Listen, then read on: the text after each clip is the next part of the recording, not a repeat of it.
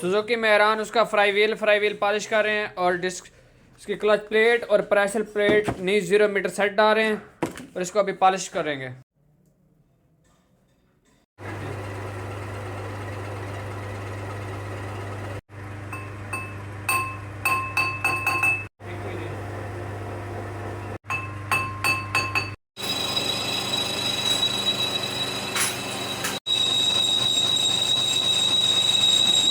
Fry wheel polish हो गया। अब इसके ऊपर क्लच प्लेट फिंगर प्लेट इसको टाइट करेंगे, टाइट करके चेक करेंगे, फिर इसको गाड़ी पे लगाएंगे।